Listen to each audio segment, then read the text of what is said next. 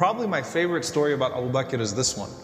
In all of the stories about him that sort of showed that loyalty of the Prophet ﷺ to those that supported him very early on. And there's an important lesson to take from this, that, you know, there's a recurring theme here with the Prophet ﷺ and how he honored those firsts, right? And a lot of times, once the hard work is done, other people are put forth, and we fail to honor and respect the people that put in the struggle and the people that put in the hard work. And this was something that the Prophet ﷺ was very good about, right? The veterans of Badr had their place. You know, the early muhajirun, the early people of Mecca that suffered, the Bilals of the world, those people that almost died in bondage and slavery, supporting the Prophet ﷺ, believed in him with everything. The Prophet ﷺ put them on a pedestal. He honored those early givers. So what kind of honor do you think Abu Bakr radiallahu anhu has? And Abu Bakr's honor surpasses every single other person amongst the companions, including Umar.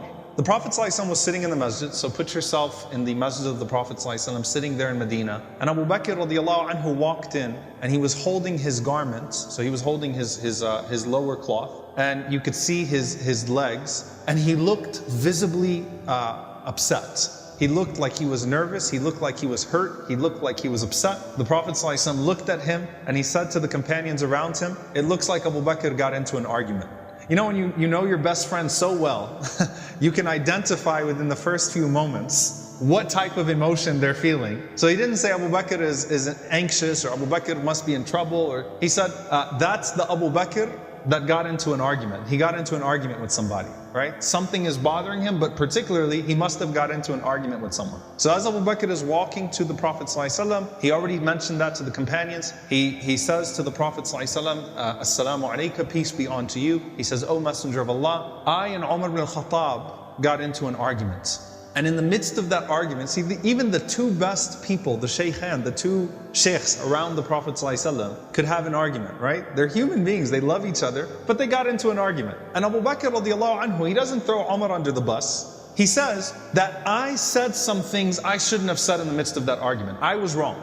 He's making it very clear. He doesn't say, you know how hot-headed Umar is. He doesn't take a shot at Umar. He says, I said some things that I should not have said, and I regretted it, and I apologized to Umar. So I asked Umar to forgive me, and he refused. So I'm coming to you to help me get his forgiveness. You see what's happening here? So I was wrong, Umar was right, but when I apologized, he was so upset that he didn't accept my apology. So I'm asking you, Ya Rasulullah, to help me seek that forgiveness. So the Prophet ﷺ put his hand on Abu Bakr's shoulder and he said, غَفَرَ اللَّهُ لَكَ يَا أَبَا بَكْرٍ, Allah will forgive you, O Abu Bakr. And he said it to him 3 times, calming him down, don't worry about it, Allah forgives you, right? So that's the first thing. And as he's saying that, Umar radiallahu anhu, right after he had the argument with Abu Bakr, he felt bad about it, that he didn't accept his apology. So he went to Abu Bakr's house to find him, to tell him I forgive you, and he didn't find him there, so he went to the masjid. Umar radiallahu anhu walks to the masjid, and as he walks into the masjid, the Prophet ﷺ locks eyes with him, and the Prophet ﷺ looks extremely upset. Abu Bakr looks at the Prophet ﷺ locking eyes with Umar radiallahu anhu, and he says, Ya Rasulullah, I was wrong. It was me, it wasn't him. He didn't do anything wrong. I was the one that messed up. Ya Rasulullah, it's okay. Just that connection, you know, you could see that the Prophet ﷺ was visibly upset with Umar radiallahu anhu. So Abu Bakr radiallahu anhu was saying, I was the one who wronged him. And as Umar radiallahu anhu walks up, listen to what the Prophet ﷺ says to Umar ibn Khattab radiallahu anhu. And there are very few times you're going to see the Prophet alayhi salatu wasalam admonish a man like Umar, who he loves and honors to that level, to that extent. He says to him, listen, إِنَّ اللَّهَ بَعَثَنِي إِلَيْكُمْ فَقُلْتُمْ كَذَبْتَ. Allah sent me to all of you, and you people said, you lie. He lies. You denied me. وَقَالَ أَبُو بَكْرٍ صَدَقَ. And Abu Bakr said, he's telling the truth. وَوَاسَانِي بِنَفْسِهِ وَمَالِهِ. And he supported me with all of himself and all of his wealth, like no other person. By the way, the word wasani is he gave me his all. It's the same word that the Prophet ﷺ used to describe Khadija radiallahu anha. وَوَاسَتْنِي. Gave me his all, she gave me her all. No one could replace Khadija, right? The time the Prophet admonishes Aisha is when she insults Khadija. Now it's Umar. No one can replace Khadija. No one replaces Abu Bakr, right? He gave me his all in the very beginning, his self, his wealth, everything.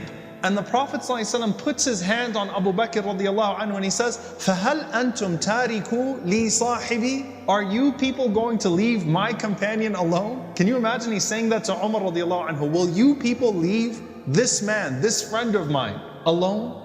And he said it 2 times, sallallahu alaihi wasallam. And Abu Darda radiallahu anhu was sitting in the gathering who narrated it. He said, فَمَا أُوذِيَ بَعْدَهَا. He said, no one dared mess with Abu Bakr after that moment. Like the point was driven to everybody that this was the Prophet ﷺ's best friend, this was his companion.